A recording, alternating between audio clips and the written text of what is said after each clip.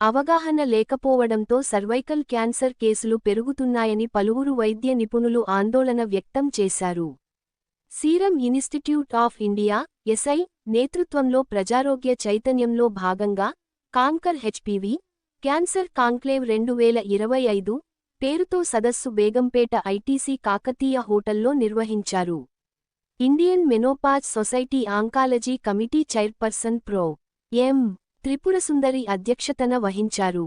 Gynaecological oncologist Leela, gynaecologist Sudha, radiation oncologist Nivalika Rajamoni, పీడియాట్రీషన్లు సురేంద్రనాథ్, పవన్ కుమార్ మాట్లాడారు. 9 నుంచి 16 ఏళ్లలోపు పిల్లలకు హెచ్పివి వ్యాక్సిన్ ఇవ్వాలి. ఇది దేశంలోనే తయారు కావడంతో పాటు అందరికీ అందుబాటు వ్యయంలో లభిస్తోంది. ఈ వ్యాక్సిన్ తీసుకుంటే పురుషుల్లో పెనాల్ క్యాన్సర్, నోటి క్యాన్సర్ వచ్చే ప్రమాదం ఉండదు. దీనిపై అవగాహన పెంచడానికి ప్రయత్నం చేస్తామని వివరించారు.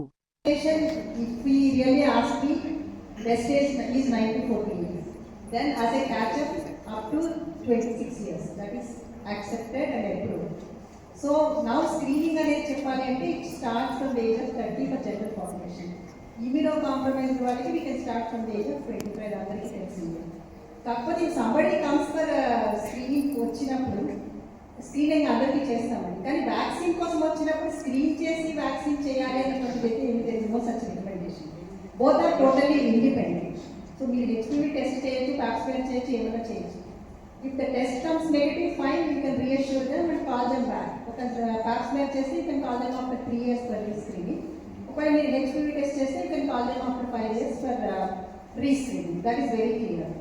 Suppose the same lady asks you, okay, my test negative ochindi, I know that I can take vaccine up to the age of 45, but I can't do it. You have to counsel them very clearly. The vaccine efficacy when it is taken between 9 and 14 years, until we are totally HPV naive, your body is not exposed to HPV infection any time.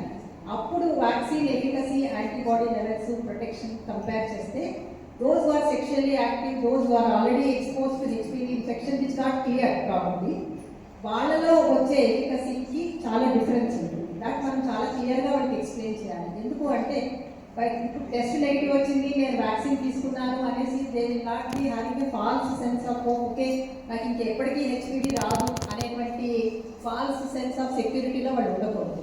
ఎందుకంటే లేట్గా HPV వ్యాక్సిన్లు తీసుకున్న వాళ్ళు, తర్వాత వాళ్ళు మళ్ళీ cervical pre క్యాన్సర్తో వచ్చిన వాళ్ళు, వాళ్ళకి ట్రీట్మెంట్ ఇచ్చిన వాళ్ళని కూడా మేము చాలా మంది చూసాము.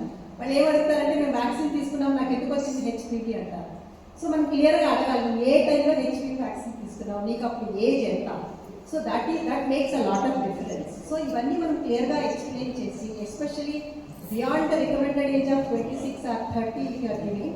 I know it is licensed some vaccines up to the age of 45, nothing against it.